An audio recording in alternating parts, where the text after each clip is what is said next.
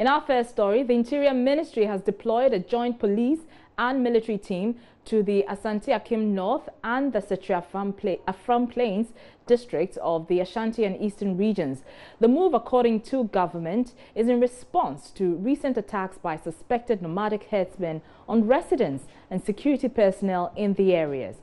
Police and military officers have come under attack in the last few days, with the latest resulting in the death of 2 officers in the Agogo area. The Ashanti Regional Police Command has indicated any further offensive against security personnel will be fiercely resisted. At least 200 officers drawn from the northern, Brongahafo and Ashanti regions will spend weeks in the bushes of Agogo in a move to flush out the herdsmen and their cattle. Shortly, we will be speaking live to our correspondent, Ohim Interior, who is on the ground in Agogo with the security personnel. But first, here are details of the Joint Police Military Team's operations as explained in a statement by the Information Ministry and signed by Deputy Minister Perry Okujeto.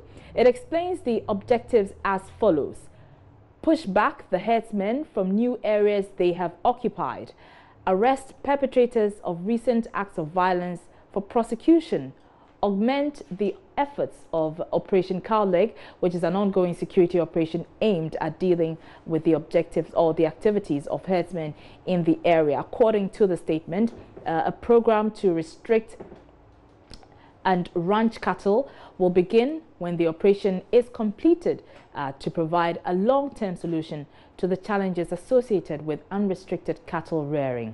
My colleague Ohim Interior has been speaking to the Member of Parliament for Asante-Akim North, Andy Apiakubi, who says they are willing to offer land for the establishment of a military base there. Are prepared to offer land in the region of between 500 to 1,000 acres for the establishment of a military base for the military to be training here. I understand in the Ashanti region there is a military base in Kumasi. Kumasi is so overpopulated that we need the land space for residential occupation, and therefore we are prepared to offer the land here for the relocation of the military base in Kumasi, so that we will serve the dual purpose of training facilities and also a presence of a military that will ward off any incursions of the Fulani and their heads. So this is the final plea, and in fact that will bring finality to that we have done always in the past. And do you think that this particular operation is quite special, it's quite different from what that you've witnessed and experienced in Agogo?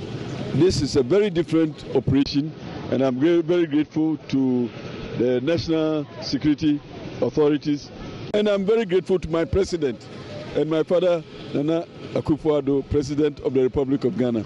He has shown that he will not tolerate any attempt to undermine his authority, and neither will he also tolerate any attempt to put the security of the state into jeopardy. Now, Heming has also been speaking to the District Chief Executive of Asante-Akim North, Francis Oti-Boateng, who's also been talking about the team's operations. Listen. Of the Fulanis is shaking. They have realized that there's no way they will stay here. Actually, there has been a lot of operations for the past 25 years. A lot of operation team had arrived here, but this operation is different. You can see we have about 220 policemen and also about 70 military men has arrived. No way we are going to fail. We are going to evacuate them once and for all. And they have even started leaving. This morning, about 4 Fulani men and their cattle owners came to see me that they want to live peacefully. So we've given them up to 4 p.m. I think it's almost time that they should live peacefully. After 4 p.m., we are not going to allow any animal to live peacefully, and we start the evacuation process as soon as possible. The question is, how do we sustain the momentum? How do we sustain this exercise? Actually, the men are going to be here. Actually, this operation is a final operation. I can assure you that by 2 weeks, you will see no Fulani man or any cattle on our land anymore. they cannot come here again. And moving forward, you realize that the first operations, they come and we are having a problem with the order. So they come in and go around circles and come again. But this time, there has been a lot of evacuation exercises. And you can see from the way the Fulanis and the cattle owners are coming in their numbers, taking their cattle away. They dare not to. Let's go now on the lines and speak to Ohiming Teria, who has been with the security team for the latest on this. Ohiming, good evening to you. We heard the DCE for Asante Akim North indicating that by 4 p.m. they would have evacuated the herdsmen and their cattle. It's 3 hours later. What's the latest on that? Thank you, Araba. That was an ultimatum that the District Security Council had issued to the nomadic herdsmen, especially cattle owners in Agogo, to evacuate their cattle themselves. Actually, the team has been in Agogo since morning. So that was, to say, a leeway to allow them some time so that they themselves will move. But we went to some of these areas, and the police and the military team just announced their presence, that indeed tomorrow they'll be hitting grounds tomorrow. Today, what they did was to do what they call recce. The recce is they took the military team on the helicopter to tour some of these affected areas that they think the nomadic herdsmen and the activities are so prone. So they've identified some of these areas, and tomorrow they will kickstart the operation proper. Ohiming, now, what about the herdsmen themselves? Have they been told to leave? And specifically, what have they been saying or reacting? How have they been reacting to what They have been reacting to the presence of the police military team. They themselves, according to sources, have spoken to some of the people who have been in touch with the herdsmen, that they are aware of the presence of the police military team even before they arrived today. So what they have been doing is to move gradually from the Agogo territory. Many of them have started moving with their cattle onto an unknown land. Nobody knows where they are going. Even this afternoon, when the police military team, the officers took that exercise, they came back to say that where they've met some of them is far, far, far away from the Agogo land. They are almost exiting the Agogo land. So they are aware of the dangers ahead. And the danger involved is that this time around, the military and the police team are not just walking on the land, but they are rather using helicopters to chase and identify their hideouts. But I need some clarity on this, Ohiming. Are the herdsmen not resident in the areas, specifically Agogo? There are two different types of herdsmen in Agogo. There are nomadic herdsmen, and majority of them are those who are foreigners. Some of them come from Nigeria, Burkina Faso, Mali, and Niger. So these are people who have pitched camp in the area. They have camped in Kore, so one at Patabai that I know, and another one at Mankala.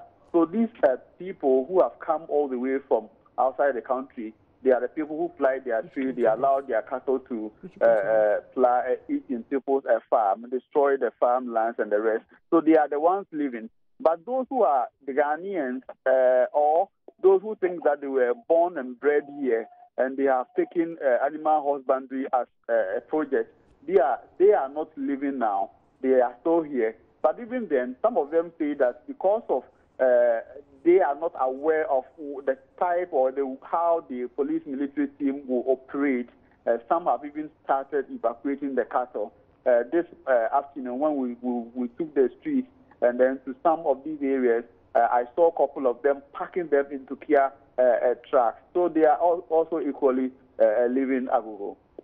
All right, Ohiming, many thanks for that update. And the news is that the joint police and military team will start the exercise tomorrow. Now, police officers will be given extra training so they can better safeguard themselves in ambush situations. The Inspector General of Police, David Asantia-Pietu, who disclosed this, said government has also resolved to supply the service with more protective gear to ensure the safety of officers, especially those who are deployed to conflict-prone areas. His comments come on the back of attacks on members of the security forces. He was addressing a news conference in the Volta Regional Capital Hall. Here is Fred Kwame Asari's report. The Inspector General of Police was in the Volta region for a 3-day tour to assess policing in the region and get hands-on information on operations of the police in the region, their challenges and possible redress. He also met with traditional authorities and urged them to continue partnering the police service to lessen crime rates in their respective communities. At a media encounter, the IGP, COP David Asanteapitu, who was unhappy with recent killings of security officers in the line of duty in the Ashanti region, announced that there will be further training for officers to ensure their safety. He added the Ghana Police Service will soon take delivery of protective gears to enhance the safety of security officers in the country. Plans are far afoot to get us some of these protective gear, like the body armor and weapons to protect ourselves. And we are hoping that these and then training of our officers will go a long way to reduce these kind of criminal activities on police officers. COP David Asanteapitu also reiterated the commitment of the police administration towards achieving its goal of making the Ghana Police Service the best on the continent and one of the best in the world. We are also trying to go e-policing, and here we are talking about the paperless policing, so that if you go to any police station, your complaints are received on a computer. And this information is shared not only between the officer receiving the complaint and then the station officer, but also the crime officers, who will also look into it and give their own recommendations. He lauded efforts of the Volta Region Police Command in crime combating and urged other regions to emulate same. Fred Kwame Asari's report for Joy News. Let's stay on security because at least 3 people have been killed in a drive-by shooting in the northern region town of Bimbilla. Several others are said to have been injured. The victims are said to have been shot at the town center. Recent shootings have resulted in several deaths. 2 or rather 10 of the victims were rushed to the Bimbilla Government Hospital. Correspondent Hashmin Mohammed joins us on the line with the very latest on this. First of all, Hashmin, explain to us what sparked this latest violence. Well, it is unclear what sparked this latest violence, but police sources in the region says that at about 9:30 p.m. yesterday, some gunmen in a motorbike opened fire on a group of youth who were resting closer to the Bimbilla hospital. And they were about 10 in number, and they rushed all of them to the Bimbilla hospital. On arrival, 3 of them were confirmed dead, and the remaining 7 were rushed to the Tamale Teaching Hospital from Bimbilla, where they are currently responding to treatment at the Tamale Teaching Hospital. But further information I have gathered in the town points to the fact that it is a reprisal attack. These people who attacked those youth did that simply because they had their wives and children killed in the last incident. And in all these incidents, the inability of the security people in the region to get these perpetrators arrested has given a cycle of impunity in that particular area. So what's the mood in the town as we speak? Is it still tense? Is there heavy police presence there? Police reinforcements have been deployed from Tamale. A combined team of police and military personnel have been deployed from Tamale to Bimbilla, and the place is calm now, but fear still lingers in the minds of residents of that particular area. I've just received a statement from the Northern Regional Security Council And in that statement, they have outlined certain security measures they are going to put in place to be able to contain the situation. And they have banned the drumming and dancing in Bimbilla Township and the transportation of people on motorbike in that particular township. Congregational prayers have also been banned.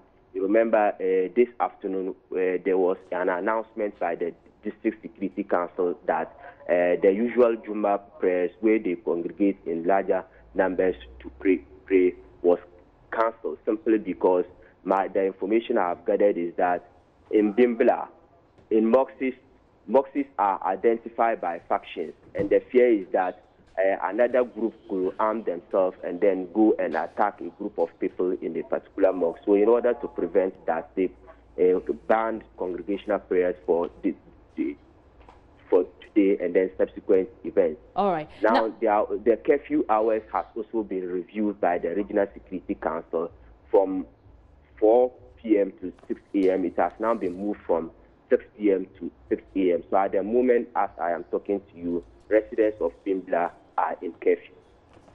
All right. And Hashman, has the police arrested anyone in connection with this latest incident? No one has been arrested yet, but the Regional Security Council have been assuring once again that they will look out for the perpetrators. But as to when they will do that, that remains something residents of Bimbilla will continue to wait to see. All right, many thanks. Hashim Mohammed is our correspondent in the northern region with that update on the situation in Bimbilla. You're watching Joy News Prime. Still ahead, Trades and Industry Minister appears before Parliamentary Committee probing cash receipts saga and accuses the minority of being prejudiced.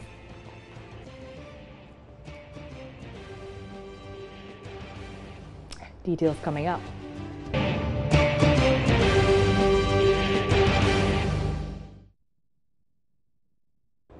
You're welcome back to Joy News Prime. Now, give us a bridge over River Ofin, and women and girls can cross unhindered to attend school and undertake other socio-economic activities. That's the prescription and demand by traditional authorities at Dentra in the central region. Here's a report by Prince Apia.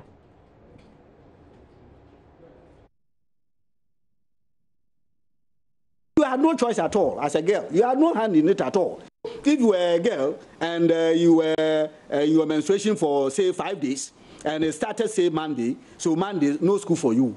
Tuesday, no school. For Tuesday, it's a double thing. So it means that your menses is there, that is one. And then the bar on you, because it's a Tuesday, is also there. And then Wednesday, Thursday, Friday. For as long as your cycle goes on, you cannot go to school. What is that? How can we grow a community, grow a society this way? Okay? I'm sure a river god that would want to have the best for the people as a god itself.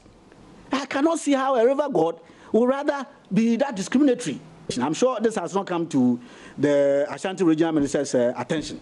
So we'll pass it to him so that he will also do the inquiries and get the DCE for that area. Possibly the need to get a school so that it will not require that the girls cross and that on Tuesdays they cannot cross, and also when they are in their menses they cannot cross. That is what we are going to do. And today, tomorrow, we'll get in touch with the Regional Minister Ashanti Region and pass this piece of information to him.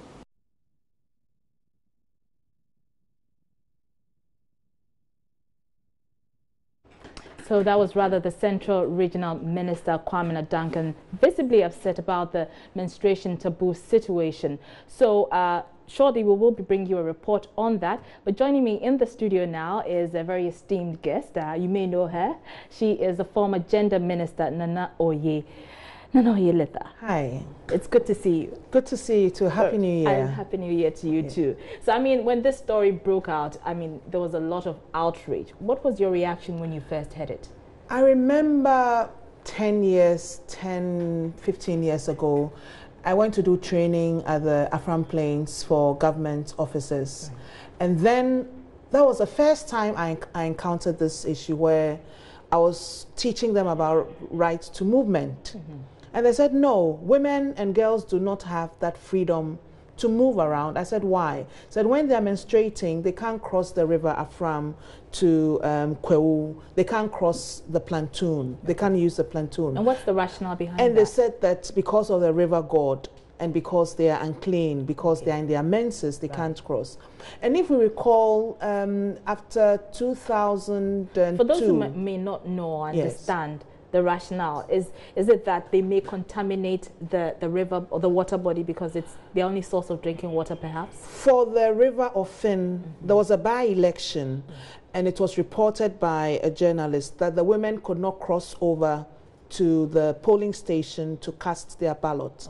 And it was because the election was on a Tuesday. It was a it was on a Tuesday, and the women cannot cross the river on Tuesday because of the river god's children. They said women gossip, and the river god's children play on the river on that day, and so the women are gossips. So they were not able to vote. Normally they'll sacrifice a cow and all that. So it goes back to some of the cultural practices that act as obstacles for women's empowerment, for the enjoyment of rights for women. Because a woman like the regional minister said, she's in her menses for 5 days, and then she cannot attend school because she cannot cross the river.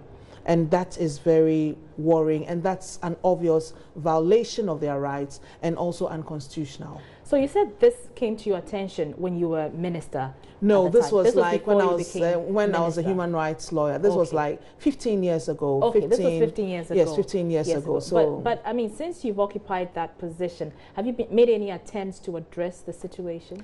No, not as a minister. Okay. What happened at that time was to engage with institutions as a member of civil society, engage with the Electoral Commission, and also find out what the traditional leaders could do about it. And what they said was that when it has to do with elections, then both parties can come, they can buy a cow and all that, and pacify the gods. But maybe because it was a by-election. But I believe this is an opportunity to engage with the traditional leaders, the traditional authority of that community. But I'm sure there are several other rivers in Ghana where this taboo is practiced. So I would recommend that the National House of Chiefs and the Ministry of Chieftaincy and Traditional Affairs look into this, so that if there's something that can be done, because clearly it is unconstitutional. But because it appears that something can be done. They're actually demanding a bridge so that the girls cross over it. Isn't that simple enough? That is simple enough, but we don't know what the state of infrastructure, we don't know whether there are resources immediately. And like I said, I'm sure if you went from river to river, you would realize that there are such taboos and such cultural practices. So it would be beneficial if a public institution like the National House of Chiefs took this matter up and then came up with a regulation or came up with an intervention that would address the situation, especially to the extent that education for girls is hindered through this. Because if she's out of school for 5 days in a month, calculates for the term, she's losing a lot in terms of tuition, and that will not be beneficial for her, and that may contribute to her failure in her exams and what have you. So we would ask the Ministry of Gender, the Ministry of Chieftaincy and Traditional Affairs, and then also the National House of Chiefs to take this matter up so that our girls can go to school. Whilst we wait for a bridge to be constructed, let's find ways which would allow the girls to cross the river, irrespective of the fact that they're in their menstrual period. Right. Now, you know, this all has to do with the taboo, which is an outmoded traditional, cultural norm, if you like, and many have spoken against that. But there are many others who are even educated who still stick to some of these traditional norms and have actually said that these things must be done. How do you disabuse the minds of people to see the irrelevance of such cultural and traditional norms in this day and age?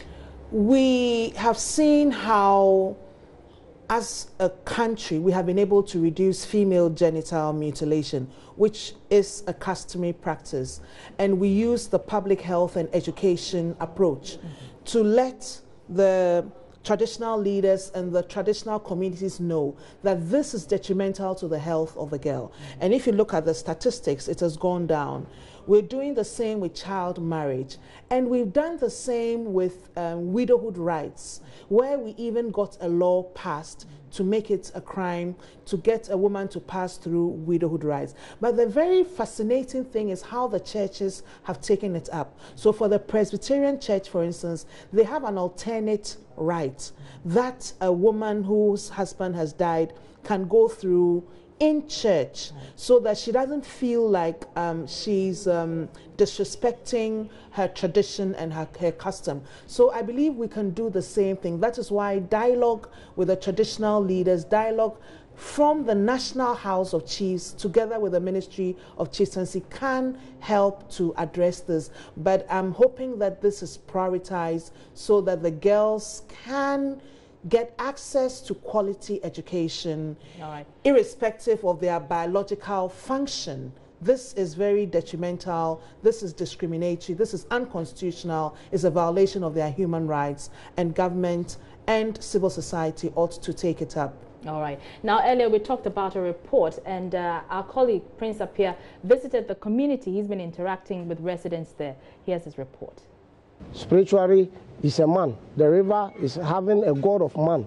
So that thing is born on Tuesday. For this reason, it is the Tuesdays when the spirit revoke in the river. So Nanan Tiamwa Ejekum II, Kuntihene of Dintra Chichere, gives a background to the taboo.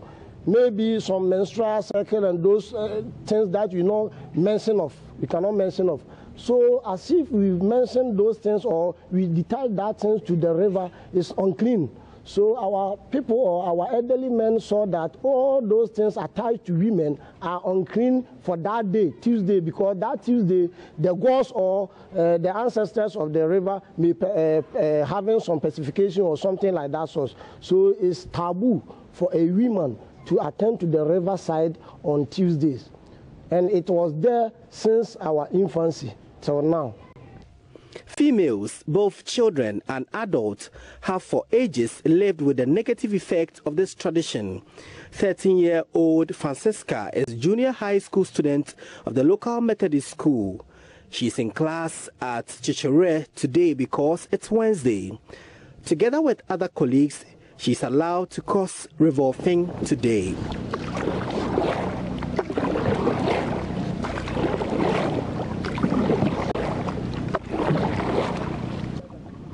On Tuesdays, the story is different. Francisca and her peers will be compelled to stay away from school because the gods will be angry if they dared cross the river. Because of the taboo, we don't go to school when we are menstruating, as well as Tuesdays. We stay home. During exams, we have to sleep in Chichere to be able to write. If something is done about it, we will be happy. Go to question 20. Yes. The age-old taboo has taken a toll on education in the community. Yes. Francis Jackson is the headmaster of the school Francisca attends. Also, with this thing too, the teachers has also sometimes when the children come to school repeats the lesson again. That maybe that day they can move to another lesson or topic. So it is impeding the academic performance here. Sometimes during the exams and when it is Tuesday, we have to postpone the exam to the next day because the children, the ladies especially, cannot cross the river. Communities along the Ashanti region side of the Ofin River banks have had to cross over to the central region side to get education. Children. So that was a report by Prince Appiah, who visited the Dintra Chichere community in the central region where girls are banned from, traveling across the river on Tuesdays and when they are in their menses. I still have in the studio with me former Gender Minister Nanoye Letha. What are your concluding remarks, even as the traditional authorities demand a bridge over the river? The traditional authorities in Chichire, together with the fetish priest and whoever, should realize that we're talking about the education of girls. We're talking about the future of the girls in their community, and they would have to revise and amend this custom. We are in 2018. In this century, we do not think that this is acceptable. In as much as we respect the gods, in as much as we respect the traditional customs, they should wait against the future of their children and the future of their education. And when they wait, they would realize that it is in the interest of the Chichire community that this custom is waived and abolished, and girls are allowed to get onto the boat and cross the river of Finn. It is in their interest. They also belong to the land and are entitled to cross over to receive education. All right. So over to Chichire leaders to sort this out. Thank you very much, Nanoye Letha. Always good seeing you. Thanks. You're watching Joy News Prime with me, Araba Kumsin. We're taking a break.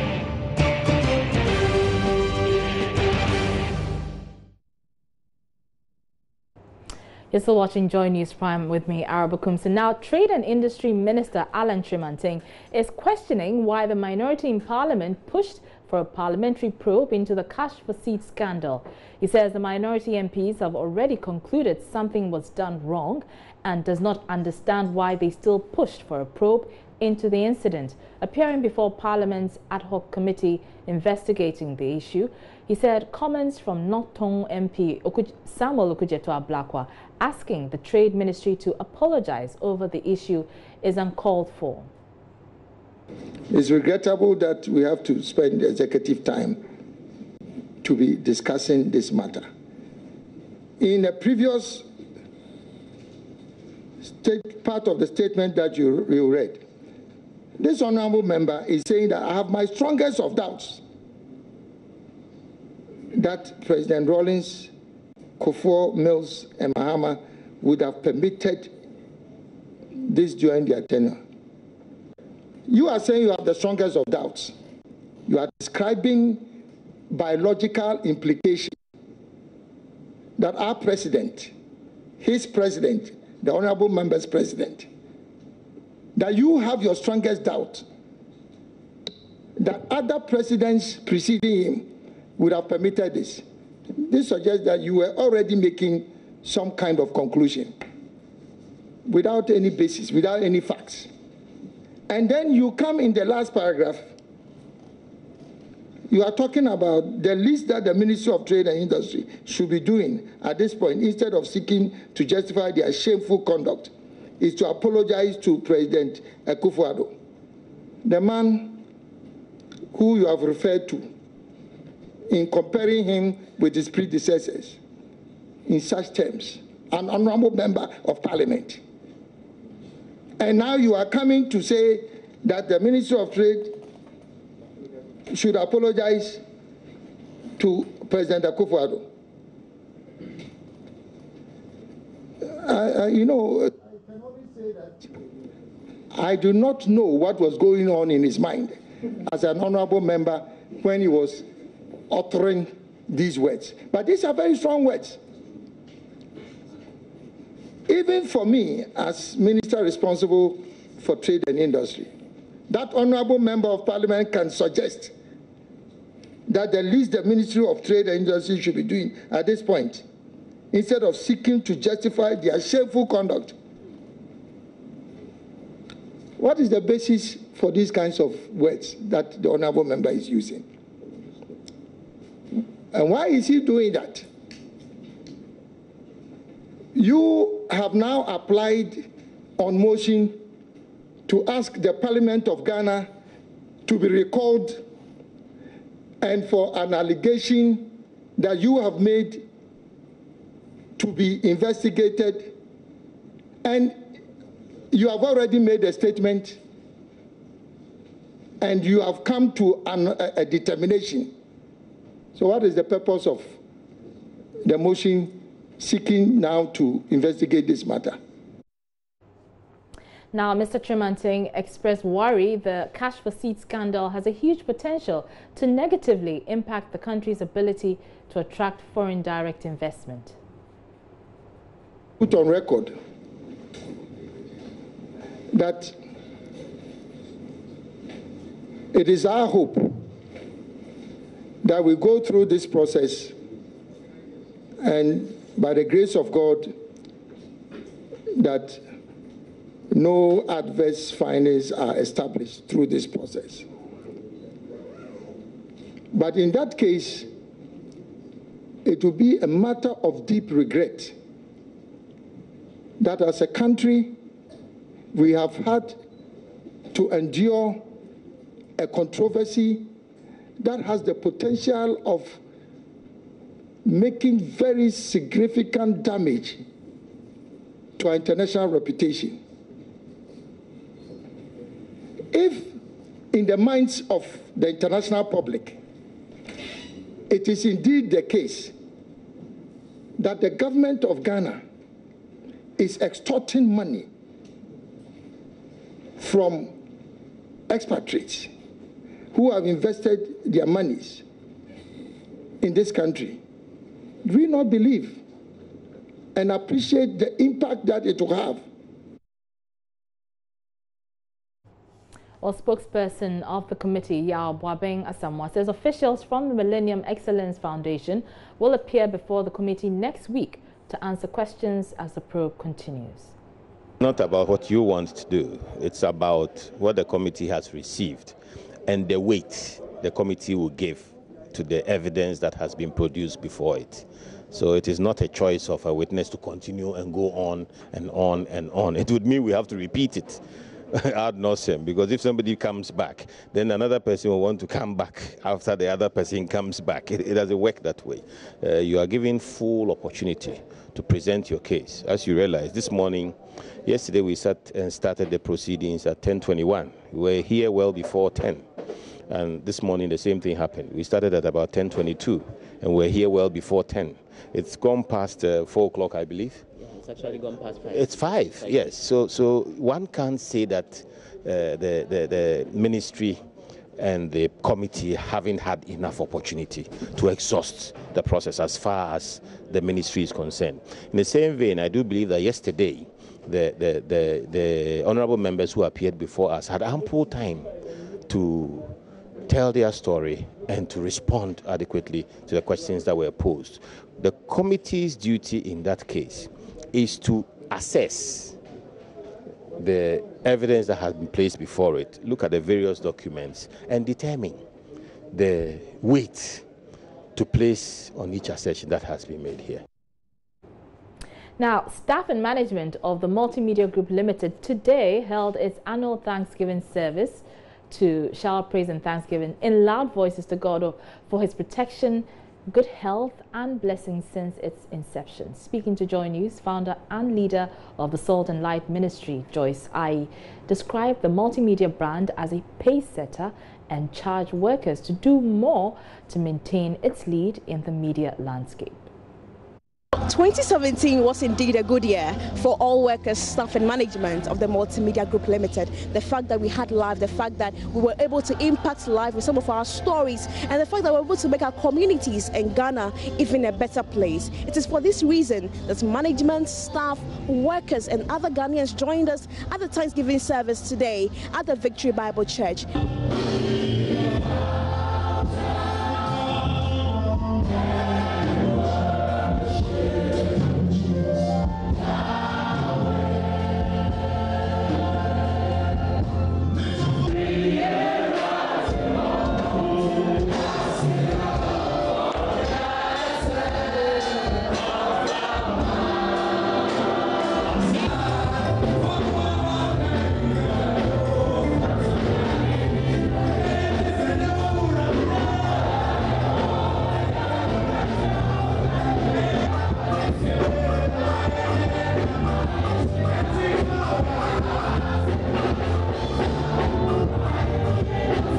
Senior Bishop of the Action Chapel International, Reverend James Sarr, underscored the importance of thanksgiving.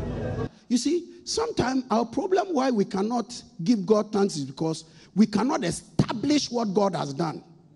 Or we are simply dodgy about it, or we are simply ungrateful. If you can point out what God has done, appreciating God won't be a problem. For some multimedia staff, the service was a means of recounting the many things that God has done for them over the years. I've been with Multimedia for the past 15 years. It hasn't been easy. I just have to be grateful to God. You know, He's brought us far. I'll just say, Ebenezer, this is how far the Lord has brought us. It's been good. God has been so faithful, and then I want to thank God so much for this company, Multimedia. In fact, it wasn't easy from the beginning, but God has been so faithful. We are going places. The years ahead will do greater things. The Lord will expand our territories, and will do things that will improve the situation of Ghanaians, bringing the news to the people, and make sure that Ghana becomes a better place. Joyce Aye is the founder of Salt and Light Ministries. I think the brand is a pace setter, and it's also at the cutting edge of the media industry, because multimedia is always seeking to be proactive and be ahead of the developments in the media, and I think it's wonderful.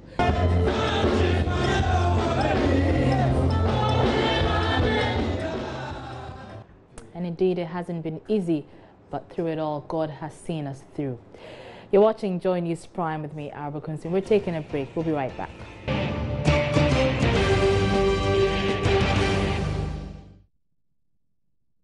This is Joy News Prime. Our top stories: government deploys 200 troops to communities in the Ashanti and Eastern regions to flush out nomadic herdsmen blamed for recent attacks on security personnel there. Also, the police has meanwhile indicated plans to retrain officers to better manage ambush situations.